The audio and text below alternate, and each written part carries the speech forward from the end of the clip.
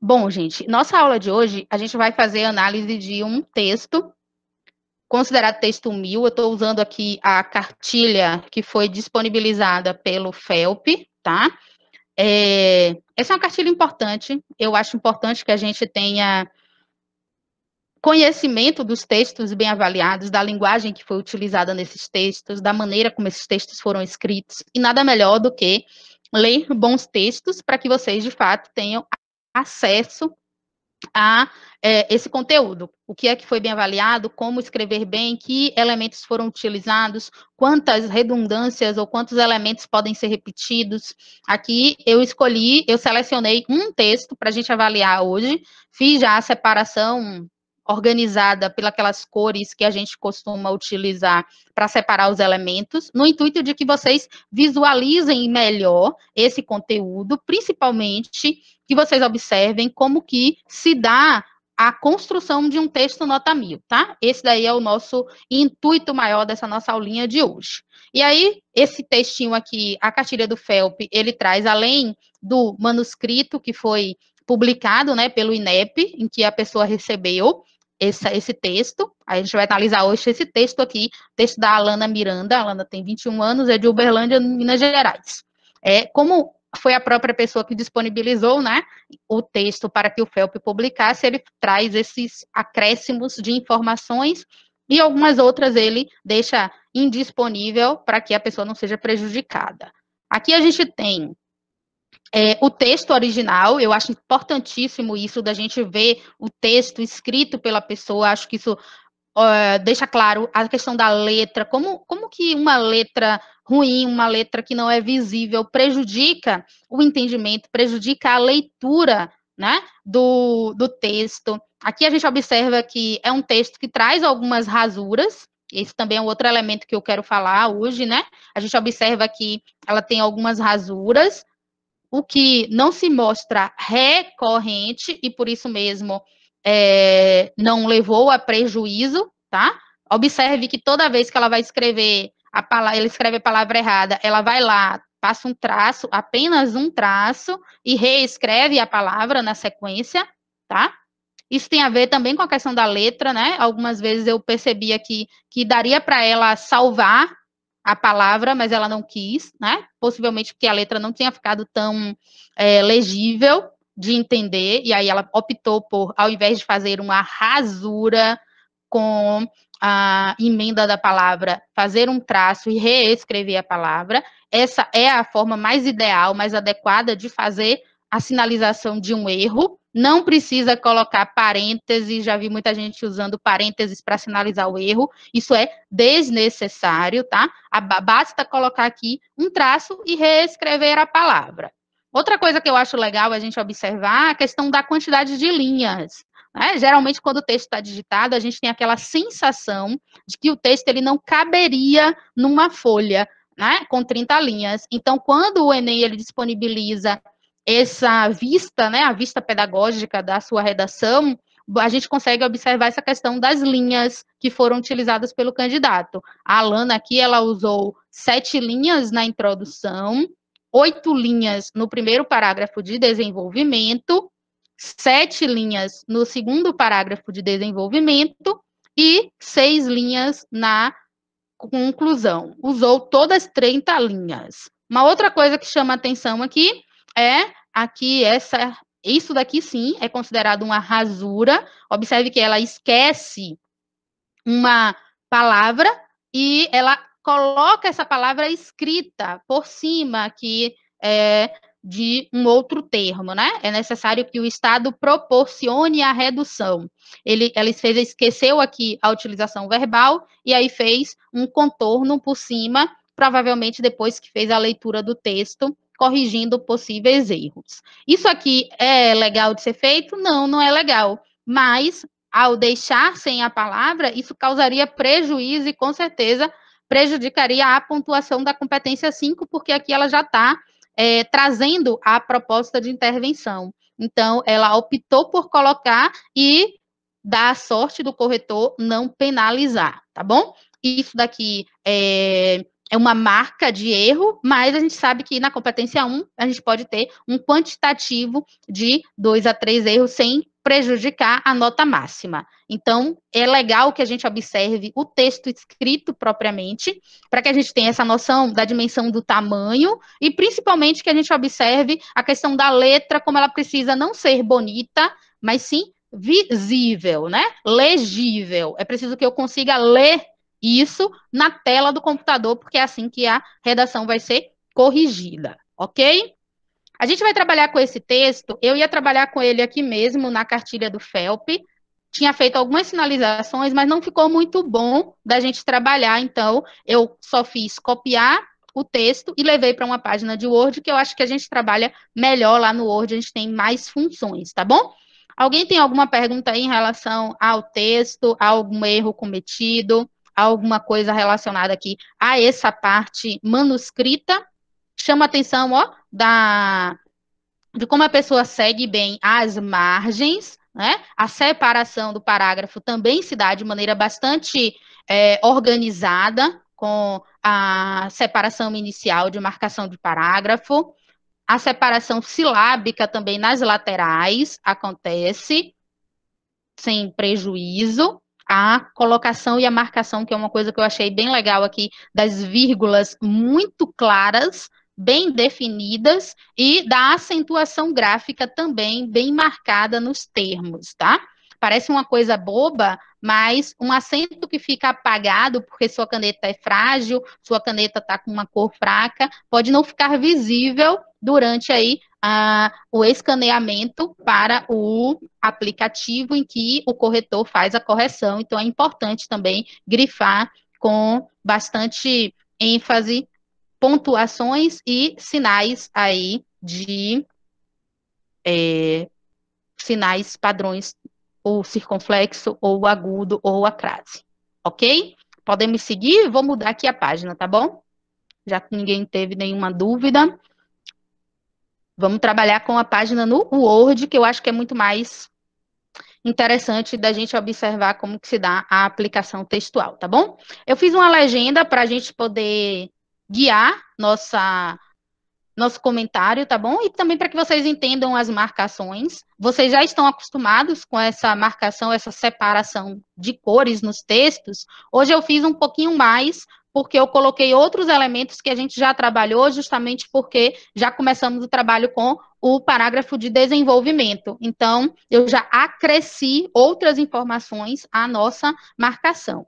Então, a gente tem aqui amarelo no texto como um todo, referências ao tema, verde, referências a diferentes repertórios, e não só para a introdução, tá, gente? Para todo o texto. Eu estou mantendo a mesma cor em todos os parágrafos, e cada cor tem uma simbologia. Isso é legal de fazer, já falei sobre isso com vocês em relação ao uso das cores. Isso é legal, principalmente agora que vocês estão fazendo o texto de maneira digitada. Quando a gente está escrevendo, isso é mais difícil, a não ser, né, para as meninas que normalmente são aí, né, todas cheias de firulas, com 1.001 cores de canetas, 1.001 cores de estabilos, 1.001 cores de marcadores, e que podem se dar ao luxo de fazer esse arco-íris no texto. Geralmente, no computador, isso fica muito mais fácil de ser feito, porque a gente pode utilizar dois sistemas, tanto o sistema de marcar, quanto o sistema de utilizar a fonte de cor diferente, né? A palavra escrita de cor diferente. Eu estou usando duas legendas, uma considerando o marca-texto e outra considerando a escrita da palavra. Lá na conclusão, eu fiz a marcação, ao invés de utilizar assim, eu usei cores diferentes, porque para que vocês tivessem uma noção propriamente de como o texto está organizado, tá? Essa questão das cores, ela é importante para você visualmente, não é para você me mandar seu texto colorido, tá?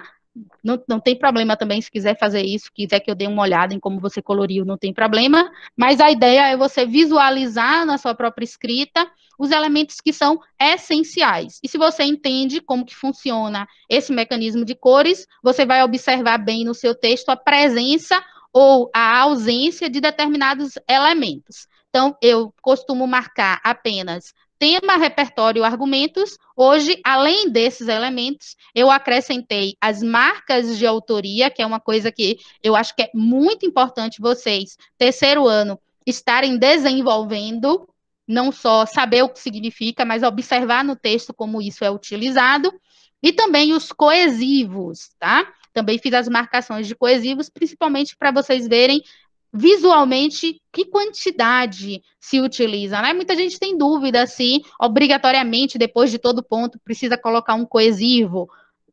Não, obrigatoriamente não precisa. Mas vamos no texto 1000, vamos ver como que isso tá. Vamos pegar a cartilha lá do FELP que disponibilizou 44 textos nota 1000 e vamos observar em cada texto como que se dá isso. Não tem, gente, maneira mais eficaz de aprender redação do que lendo bons textos, analisando esses textos e produzindo seus próprios textos. Não tem receita pronta, mas tem aí esse procedimento que pode ser adotado por vocês e que com certeza melhora muito a escrita. Como vocês estão fazendo aí os textos digitados, então essa aí é uma sugestão, utilizar as cores e aí faz uma legendinha assim com cores, tá?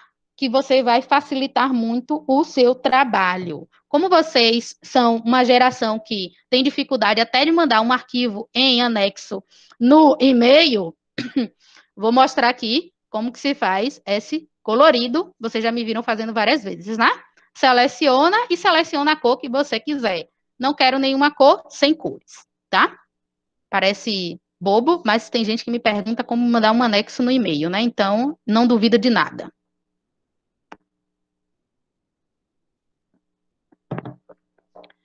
O que é que a gente tem aqui? Então, tema toda vez que for amarelo, repertório toda vez que for verde, rosa toda vez que for uma marca de autoria, azul toda vez que for um argumento, cinza toda vez que é um coesivo. Aí você vai dizer assim, ah, mas o texto tá super colorido. De fato, tá super colorido, por quê? Porque a gente espera que em todos os parágrafos tenham elementos desses.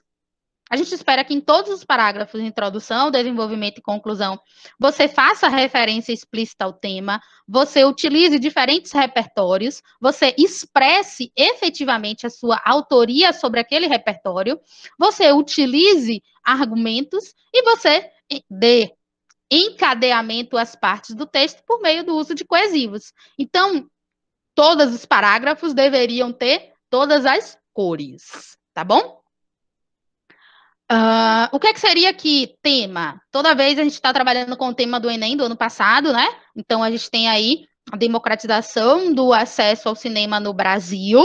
Tema se refere toda vez que a gente fala sobre cinema, sobre democratização, tá? Que são aí as palavras-chave referentes ao tema. Não só o acesso propriamente ao cinema, mas também o processo de democratização deste acesso. Repertório, toda vez que a gente faz uso de um elemento que seja pertinente, adequado à discussão, que vá acrescentar informações ao tema como forma de interpretação temática propriamente. Marcas de autoria, elementos que expressem a própria consideração do escritor sobre o tema, sobre análise temática, tá ali, né? A gente já falou sobre isso, que são as chamadas palavras de autoria, quando eu uso lá descaso, oculto, irregular, insuficiente, inadmissível, pertinente, inadequado, ineficaz. Todas essas são palavras que marcam autoria. Quantas você deve ter, quantas você conseguir colocar de maneira que seu texto fique aí com argumentação e dissertação, ou seja, que você consiga não apenas expressar o seu posicionamento, mas também discorrer a respeito do que você está falando. E você precisa ter argumentos, argumentos que estejam relacionados ao tema. Eu escolhi esse texto não à toa, tá? Dos 44, eu já li todos eles. Esse daqui é um texto que ele foi muito bem articulado, mas eu gostei bastante da introdução dele, então eu trouxe para que a gente pudesse observar algumas características nessa introdução, que eu acho interessante que vocês conheçam e reconheçam também como que se faz. E os elementos de coesão. Esse é um texto que traz elementos de coesão bastante corriqueiros, comuns. Não vi no texto como um todo nenhum elemento de coesão que não seja do cotidiano ou do conhecimento de vocês, ok? A gente sabe, eu estou falando disso porque tem alguns textos que são mais formais, né? Tem alguns textos que têm uma linguagem mais formal, tem alguns textos que têm elementos mais elaborados, tem alguns textos que o repertório é desconhecido. Teve texto que eu tive que buscar o que era o repertório, porque eu não conhecia, e eu não tenho a obrigação de conhecer tudo, né? A ideia de fazer a leitura é justamente conseguir fazer essa ampliação de repertório, e isso é muito significativo, porque serve não apenas para esse texto e esse tema que já passou, mas pode também servir para os próximos temas, tá? Vamos começar o nosso textinho. Temos aí: ao longo do processo de formação da sociedade, o pensamento cinematográfico consolidou-se em diversas comunidades. No início do século XX, com os regimes totalitários, por exemplo, o cinema era utilizado como meio de dominação à adesão das massas ao governo. Embora o cinema tenha se popularizado posteriormente como entretenimento, nota-se na contemporaneidade a sua limitação social, em virtude do discurso elitizado que o compõe e da falta de acesso por parte da população. Essa visão negativa pode ser significativamente minimizada, desde que acompanhada da desconstrução coletiva, junto à redução do custo do ingresso para a maior acessibilidade. Bom, como que foi feito esse parágrafo de introdução?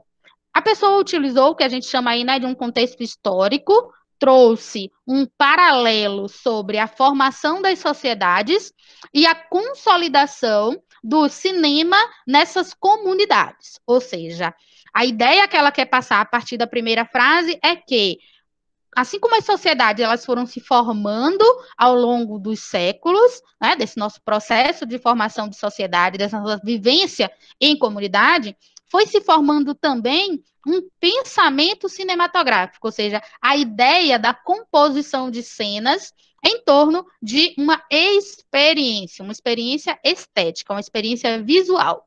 E aí a gente tem tanto o pensamento cinematográfico quanto a ideia de consolidação como sendo partes de elementos relacionados ao tema, porque o tema fala da democratização.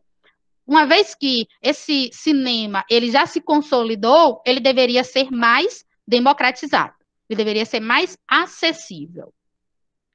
Depois ele começa aí fazendo uma temporalidade, no início do século XX, marcando temporalmente aí um período e trazendo um elemento de repertório que faz uma alusão aos regimes totalitários, e diz que esse regime totalitário utilizou uma ferramenta que é o cinema para fazer com que as massas, ou seja, as grandes comunidades, elas aderissem ao governo.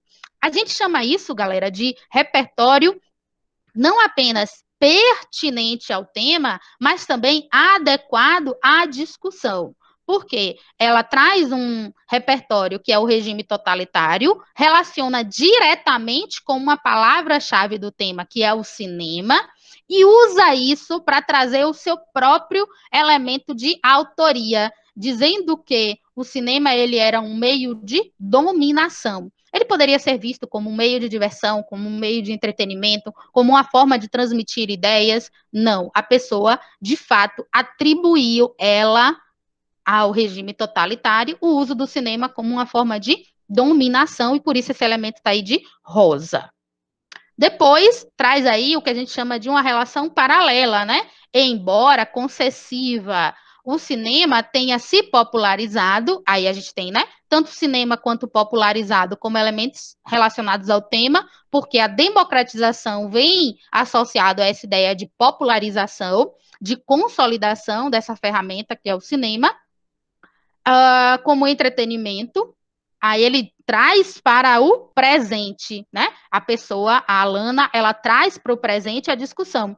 Nota-se na contemporaneidade. Agora, que o quê? Que essa limitação social, ou seja, ela já está analisando o tema. Uma vez que não é democratizado o acesso ao cinema, isso gera limitação social. Então, é uma análise pessoal sobre o tema que a Alana faz. E por que que isso está acontecendo? Aí ela traz, e observem que vocês têm dois trechos marcados com azul, ou seja, dois trechos que representam argumentação. Ela fez uma tese que não é muito comum, e por isso eu disse que esse foi um dos textos que eu escolhi para a gente trabalhar. Não é muito comum. Primeiro, ela lança meio que a problemática propriamente que envolve o tema, e depois ela traz argumentos que poderiam estar relacionados a essa problemática que foi apontada. Observe, ela diz, discurso elitizado que compõe o cinema, falta de acesso por parte da população. Beleza, isso já poderiam ser os elementos que ela iria discutir ao longo do texto, mas ela acrescenta elementos dizendo que essa limitação social, ela possui uma visão negativa. E que essa visão negativa, ela pode ser alterada significativamente. Só que para isso vai ser necessário alguma coisa. Então ela já traz, além do que a gente tem chamado hoje de antecipação argumentativa, ela traz também a linha de resolução problemática. Tá? Ela diz que para que esse discurso relacionado ao cinema não tenha uma limitação social, é preciso que haja uma desconstrução coletiva desse conceito de ir no cinema, do que é ir no cinema, e para que as pessoas deixem, né, a falta de acesso por parte da população, é preciso que haja a redução do custo do ingresso. Então, o que é que foi feito aqui? Alguns de vocês utilizam esse modo de fazer, só que muitas vezes desconhecem como estão fazendo e por isso têm dificuldade de entender onde está a sua tese, onde está o seu posicionamento. Lembre-se que posicionamento está relacionado, tese, né, está relacionado ao seu posicionamento, ao que você entende que causa problemas ao tema, ou que vá resolver a questão temática, ou que justifique a questão temática, ou que esteja ainda associado à questão temática. Aqui eu não vou dizer que ela tem duas teses, não. O que ela tem é a expressão do posicionamento por meio de dois períodos que possuem argumentos. E aí eu também não vou dizer que essa pessoa tem 4 argumentos. Não. Ela tem 2 argumentos que foram destrinchados, foram detalhados. Então, eu posso dizer que os argumentos desta pessoa giram em torno de discurso elitizado e falta de acesso por parte da população. Já os elementos desconstrução coletiva, redução do custo do ingresso, estão diretamente relacionados aos argumentos que foram citados, mas servem principalmente para pensar a proposta de intervenção. Deu para entender isso aí, gente? Essa primeira parte da introdução? Alguém ficou com alguma dúvida em relação a isso? Vou avançar para o parágrafo de desenvolvimento.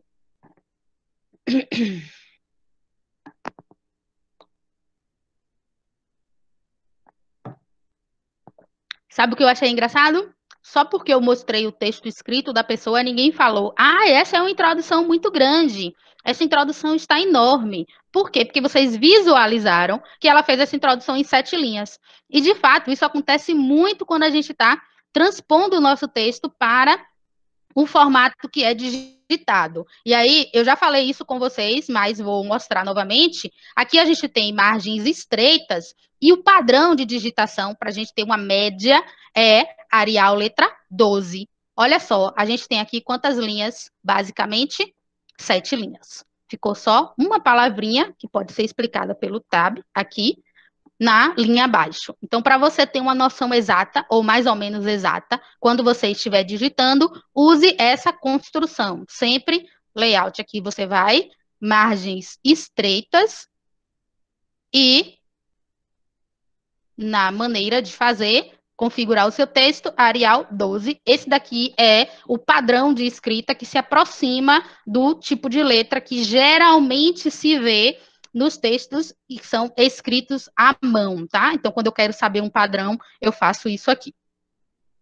Porque quando a gente está digitando, né, galera, a gente tem essa dificuldade de entender quantas linhas dariam oficialmente no nosso texto se ele fosse apenas escrito, né? Vocês têm muita dificuldade em entender esses mecanismos e muitas vezes me perguntam a respeito, então estou aproveitando que a gente tem essa possibilidade de visualização muito mais facilitada agora com essas aulas virtuais e a gente pode mostrar diretamente como fazer. Eu acho que isso é muito mais eficaz do que eu simplesmente dizer faz assim, tá? Então, quem tiver dúvida também em relação a isso, fica à vontade para perguntar. Vamos ao primeiro desenvolvimento. Temos aí.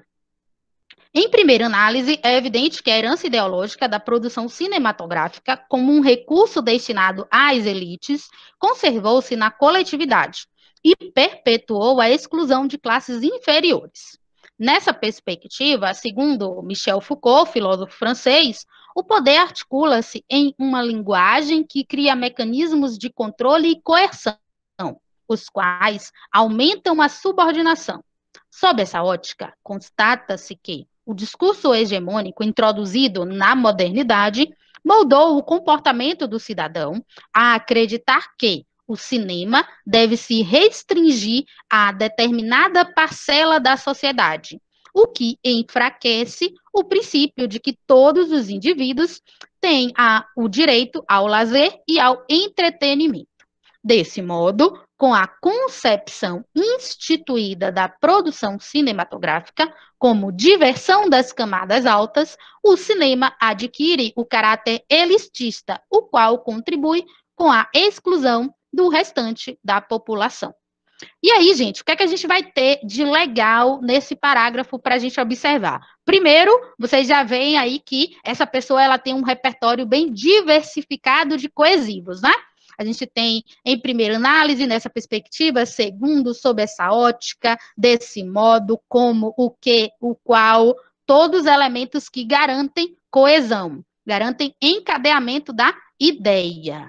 Né? Observe que ela também, embora não seja uma obrigatoriedade, e isso é importante que vocês entendam, né? Embora não seja uma obrigatoriedade, ninguém quer dar um tiro no pé, então vamos fazer aquilo que deu certo, vamos fazer aquilo que funcionou com o texto 1000, vamos tentar inserir junto a um ponto de continuação um elemento de coesão. Você observa que em todas as orações, em todos os períodos, há na sequência elemento que vai encadear a conexão das partes por meio de um coesivo. Isso enriquece muito o texto.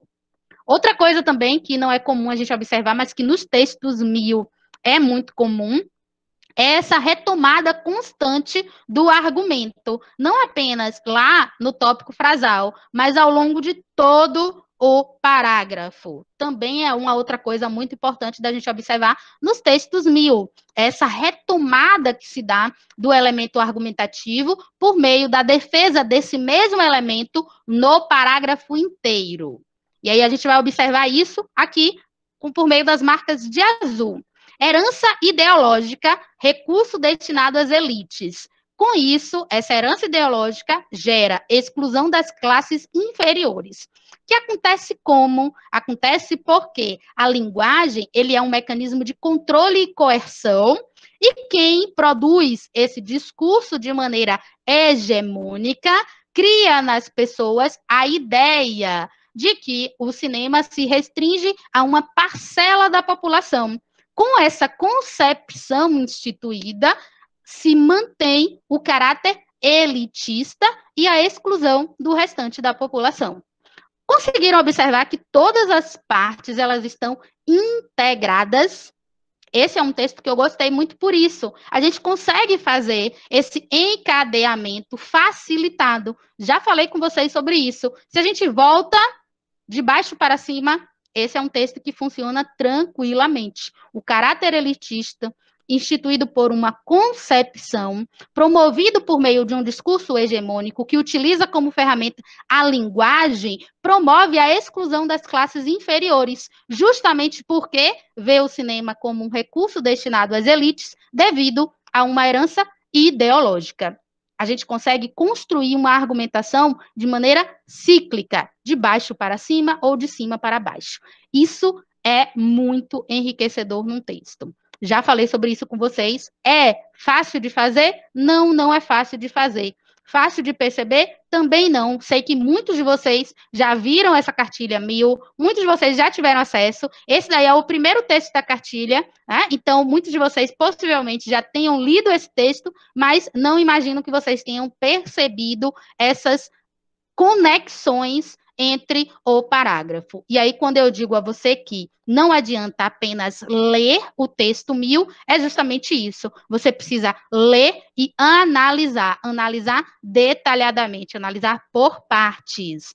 Então, essa aula de hoje, ela é importante justamente por isso. Ela tem como intuito, como objetivo maior, auxiliar você a compreender como fazer, sem mim, sem minha orientação, a leitura adequada de um texto que foi bem avaliado, tá bom?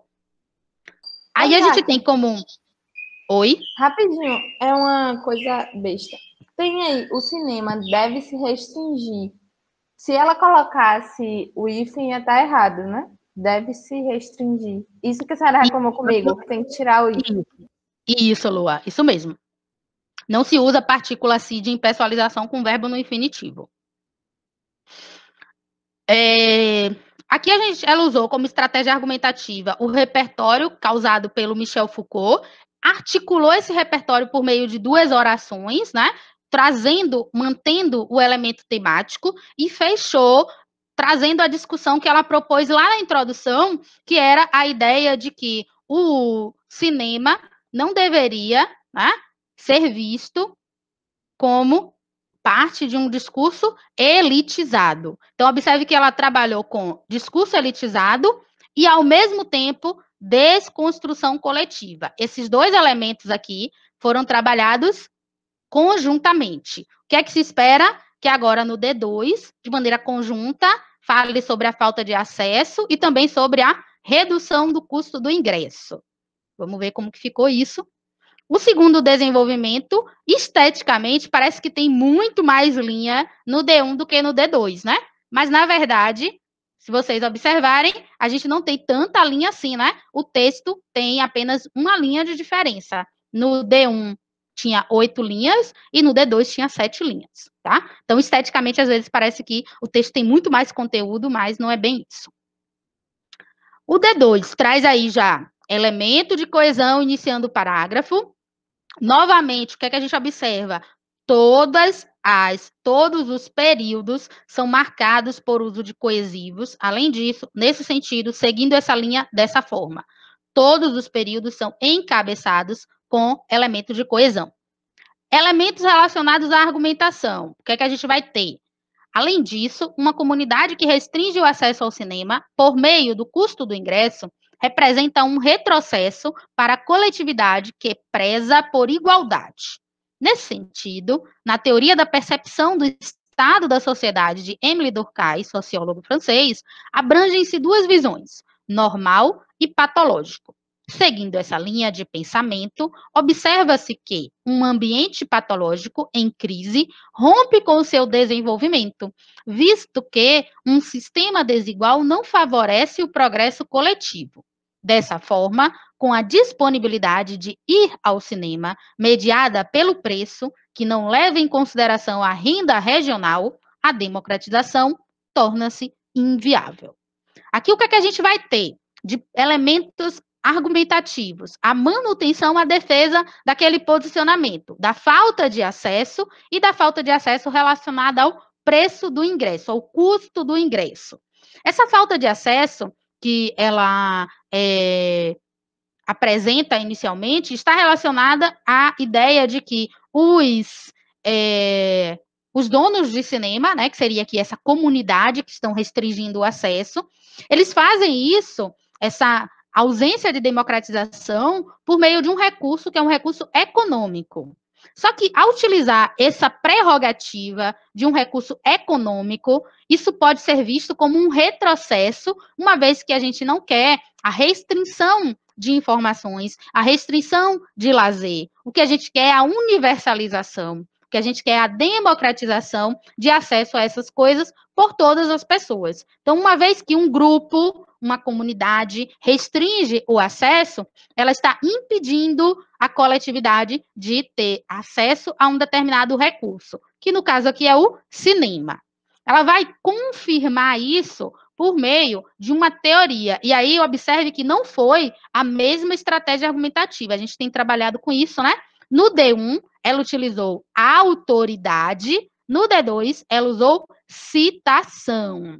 Observe que traz aqui, né, de maneira explícita, as aspas, né, citando o que está sendo abrangida na teoria do Durkheim e discute posteriormente essa utilização. A gente falou disso. Quando se utiliza a citação, a autoridade, o que é que eu quero? Eu quero fazer, mudei de parágrafo aqui para vocês lembrarem, tá? Observarem essa aplicabilidade. Quando eu utilizo a autoridade, eu quero principalmente respaldar a minha argumentação com base em alguém que, claro, é mais importante do que eu. Observe que aqui a defesa dela é que a linguagem cria um mecanismo de coerção. Quem falou isso foi ela, Alana? Não, quem falou isso foi o Foucault.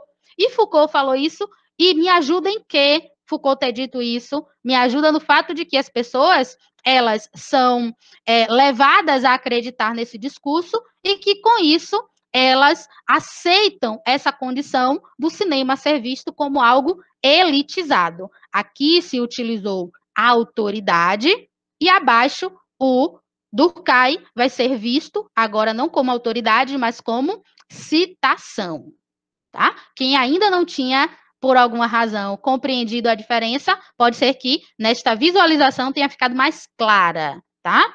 Também porque, volta e meia, vocês me perguntam se pode utilizar o mesmo argumento nos dois desenvolvimentos, e eu digo que não é bom fazer isso, tá? Então, só confirmando que não houve a utilização dos mesmos argumentos, da mesma estratégia, cada um foi uma estratégia diferente, embora as duas estratégias utilizem como base autores. Sim, Lua? E porque na primeira também ela não traz, de certa forma, um conceito de Foucault, não é? Ela só meio que usa o nome dele. E Durkheim ela usa uma frase. Uhum. Aí assim eu só não posso usar a mesma estratégia. Tipo, não posso, não devo. Não deve, isso aí. Aqui, para manter a argumentação, né, na mesma linha argumentativa, ela fala inicialmente de como essa comunidade restringe o acesso por meio do custo do ingresso. Depois, diz que esse sistema ele é desigual, porque a gente tem diferentes regiões no Brasil, essas diferentes regiões elas têm diferentes acessos a cinema, e as populações dessas regiões têm diferentes acessos à renda. Volta e meia, vocês devem ouvir falar que a pessoa saiu de Santo Antônio de Jesus e foi morar no Rio Grande do Sul ganhando R$ 2.500. Porra, velho, essa pessoa tá ganhando dinheiro pra caramba. R$ 2.500 para se viver no Sul não é nada. Talvez se ele estivesse ganhando 1.500 em Santo Antônio, conseguiria viver melhor do que lá. Porque os custos de vida, eles são diferentes em diferentes regiões. Isso quando a gente considera alimentação, transporte, moradia, elementos de lazer, vestimentas, acesso a todas essas coisas também. Se a gente em Santo Antônio de Jesus consegue se deslocar a pé para vários lugares, isso com certeza é difícil em uma grande metrópole, e claro, isso já acaba pesando no orçamento. Então, por conta disso, essas realidades diferentes geram o que ela chama aí de sistema desigual. E esse sistema desigual relacionado ao tema, que é cinema, aparece como? Aparece aí mediado pelo preço, ou seja, ele é desigual porque, ao invés de tornar democrático o acesso, eu mantenho uma restrição, justamente porque eu não levo em consideração esse fator da renda e torno inviável o processo de democratização. Uma coisa que eu quero chamar a atenção de vocês, talvez vocês tenham observado, em relação à repetição de alguns termos. Eu fiz questão de marcar o tema, porque volta e meia vocês perguntam sobre quantas vezes eu posso repetir a palavra, coisas desse tipo.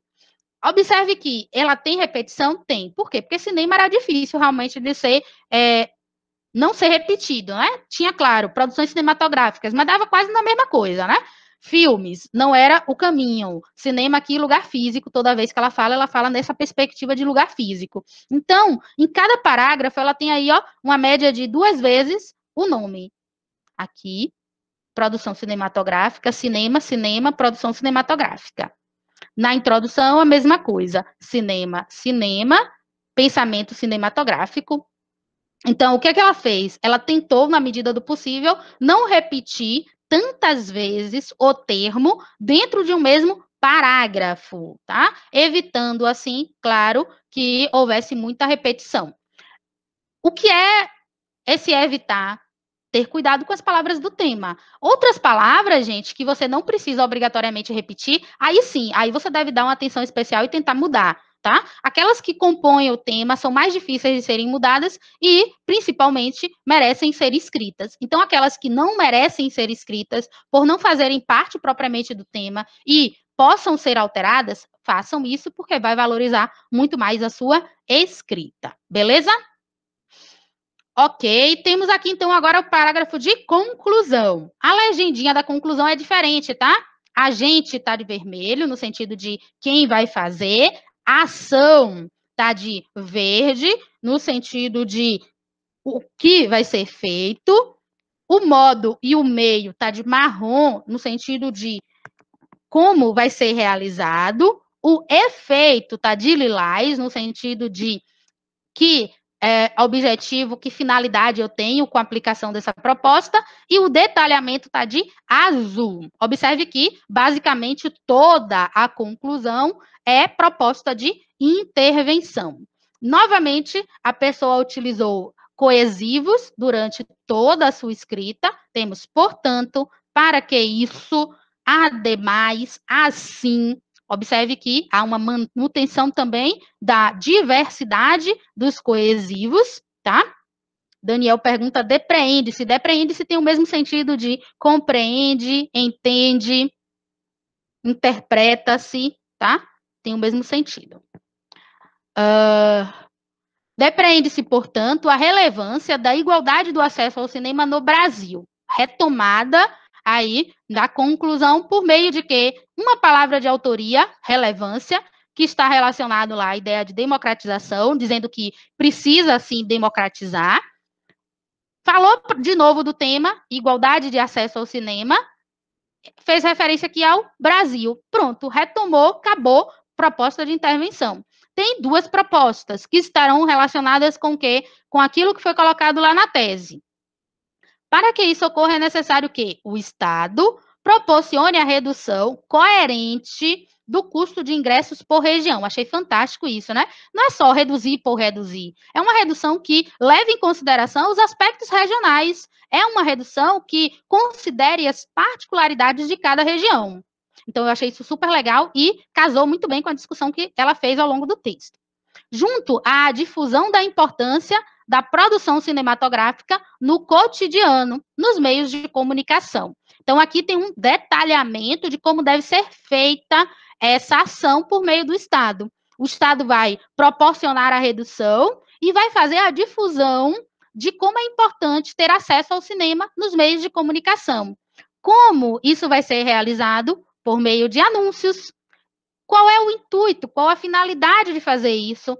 A fim de colaborar com um acesso igualitário. Então, eu tenho aqui todos os elementos. Eu tenho o agente, a ação, o modo, o efeito e o detalhamento já nessa primeira proposta de intervenção. Na sequência, conecta um outro elemento de adição, ademais, e aí novamente começa uma nova proposta que também está completa. A instituição educacional deve proporcionar aos indivíduos uma educação voltada à democratização coletiva do cinema. Instituição educacional, quem vai fazer? O que ela vai fazer? Proporcionar aí uma educação voltada à democratização. Como entretenimento destinado às elites, né? Ou seja, como forma de entretenimento para as elites, mantendo essa ideia desse discurso hegemônico, por intermédio de debates e palestras na área das ciências humanas, como forma de esclarecimento populacional. A gente tem aqui uma manutenção da ideia de que o cinema ele é importante, que o cinema ele ainda é um mecanismo de entretenimento, mas o cinema ele está agora respaldado também em elementos educacionais, a partir de áreas aí como as ciências humanas, ok? E por fim, fecha aí, né, com o que a gente chama de frase de efeito.